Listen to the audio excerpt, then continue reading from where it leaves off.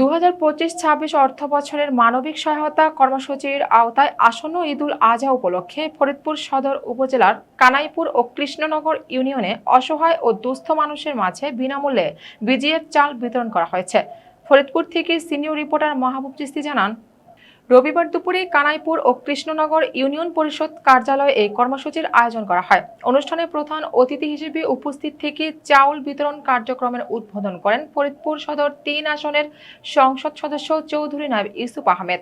অনুষ্ঠানে প্রধান অতিথি চৌধুরী নায়েব ইউসুফ আহমেদ বলেন, পবিত্র ঈদ যেন কোনো পরিবার খাদ্য কষ্টে না ভোগে সে লক্ষ্যেই বর্তমান সরকার নির্লসভাবে কাজ করে যাচ্ছে।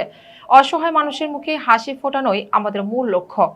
ঈদের আনন্দ সবার মাঝে ছড়িয়ে দিতে সরকারের পক্ষ থেকে এই ধরনের মানবিক কার্যক্রম অব্যাহত রয়েছে। এ সময় বিশিষ্ট ব্যবসায়ী ও সমাজসেবক চৌধুরী ফারিয়ান ইউসুফ, ফরিদপুর মহানগর বিএনপির সাবেক সভাপতি রেজাউল ইসলাম, মহানগর যুবদলের সভাপতি বেনজির আহমেদ তাবরিজ, মহানগর যুবদলের সাধারণ সম্পাদক রেজওয়ান বিশ্বাস তরুণ, কানাইপুর ইউনিয়ন পরিষদের চেয়ারম্যান শাহ মোহাম্মদ আলতাফ হোসাইন, মহানগর যুবদল নেতা লুৎফর সর্দার, ইউনিয়ন বিএনপির সভাপতি মোহাম্মদ মোতালেব শেখ সহ জাতীয়তাবাদী দলের নেতৃবৃন্দ এবং বিপুল সংখ্যক সুবিধাভোগী মানুষ উপস্থিত ছিলেন। ঈদের সামনে চাউল পেয়ে সাধারণ মানুষ ভীষণ আনন্দ ও সন্তোষ প্রকাশ করেন।